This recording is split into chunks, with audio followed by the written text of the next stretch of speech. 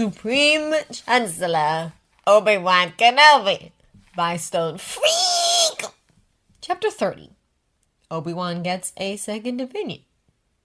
Obi-Wan meditates for hours. He should try to sleep, but no, he needs to clear his mind first. At least he's been able to sleep for a few hours when he's in the temple ever since Master Yoda visited the Chancellor's office.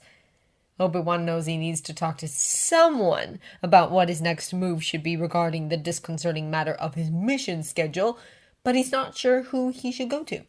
Anakin, Ahsoka, Rex, and Cody are all back in the field, reluctant as they were to leave him behind, even with trusted clones for bodyguards, so he can't take it up with them. Well, he probably wouldn't have gone to Anakin or Ahsoka anyway. He feels a bit bad about it, but Ahsoka's too young. She doesn't need the burden of this possibility hanging over her, especially as he would have to ask her to keep it a secret from her master, and that he doesn't want to cause problems in the relationships. As for Anakin, Obi-Wan sighs and runs his hand across his eyes, feeling more than just tired. He's exhausted, emotionally and mentally. He needs a break. He should have taken some form of break weeks ago, but now? Impossible. His thoughts return to Anakin. He would have gone to him to talk about this because in general there is no one he trusts more. But when the topic is Palpatine, Obi-Wan knows that he cannot trust Anakin to take Obi-Wan's side. It's a sickening feeling roiling in his gut, but he knows it to be true. Palpatine was there for Anakin when he was growing up in a way that Obi-Wan failed to be. It was part of his busy schedule, taking him from his young Padawan's side for far longer than he should have been away, but part of it was likely Obi-Wan's own inexperience in youth. Palpatine was a father figure, the kind Anakin sought at the time. Not to mention, he has an outsider's perspective. Whenever Anakin felt constrained within the Order or something clashed with him, he most likely felt that he got more empathy and understanding from Palpatine than Obi-Wan. Was he a bad master? How much did he fail Anakin back then? Perhaps he never should have demanded to be allowed to train him. Perhaps he should have taken his vow to mean ensure someone qualified trains the boy, rather than train the boy yourself. Has he failed Qui-Gon as well? No, we shouldn't think like this. Anakin has grown into a splendid Jedi Knight, even if he does let his emotions get the better of him occasionally. Arrogance is not only Anakin's fault, it's common enough among the senior Padawans and new Knights. Besides, Obi-Wan has seen Anakin work with Ahsoka. He really is so proud of him. Even so, he cannot take this matter to Anakin, even should Anakin return to the temple tomorrow. It would only cause strife and resentment. Better to discuss it with someone more neutral. Unfortunately, most Jedi distrust the Senate and Palpatine, and the senators Obi-Wan trusts also appear to be distrustful of Palpatine, especially since the investigation started to bear fruit. Sleep, Kenobi. Talk to Mace and Yoda tomorrow. If you're vague enough, maybe you can spin it so they don't know that it's specifically Palpatine who's made the changes, and then you can get a more neutral view of the matter.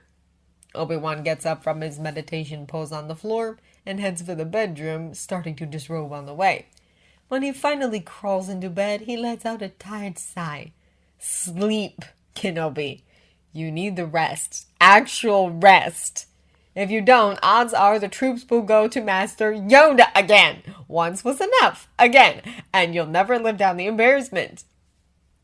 He closes his eyes and falls into a light doze. Just before it turns into true sleep, Obi-Wan could swear he feels a shift in the Force. A gentle hand brushing hair from his forehead, and an oh-so-familiar voice whispering, "Sleep, Padawan mine." As such, it's possible that this same person, or even a smaller group, has been altering mission parameters even before the war started. Obi-Wan takes a sip of his tea and closes his eyes. Troubling news is this! Master Yoda's ears wiggle, and he squints at Obi-Wan over the rim of his own cup of tea. Even more troubling is the question of why. You are a new knight and not in a position of power or responsibility aside from your Padawan. Why would they ensure an especially heavy workload for you? How did they even know you existed? Mace drums his fingers against the small table and rests his head against his hand as he stares out the window intently, almost as if he expects the Coruscanti sky to hold all the answers they seek. I haven't the faintest idea. Obi-Wan sighs and opens his eyes again. Investigate. We must. Find the answers we seek. We may. We'll need help from within the Senate as well. The Jedi don't have access to those records on our own, and if we request access... Obi-Wan frowns, his mouth twisting downward. You're the Supreme Chancellor, can't you just give us permission? Mace raises an eyebrow. If only, Mace, if only. If I do, I need to make a paper trail, partly because I don't know how to grant someone access, and partly because me granting someone outside the Senate access must be done officially, or anything we found would be completely inadmissible.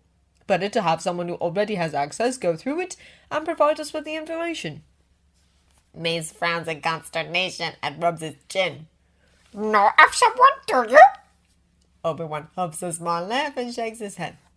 Both Senator Amidala and Senator Organa are trustworthy. I will ask them if they, or someone they trust completely and utterly, can do it. I would do it myself, but I simply do not have the time. Trust you in this. We shall. Master Yoda nods resolutely. In the meantime, I will ask Master Namun to head the investigation on our side. She's on sick leave and cannot leave the temple anyway. Mace casts a sly glance at Obi-Wan. Besides, she dislikes being idle for too long and is one of our best researchers. The three nod at each other. Time to set things in motion.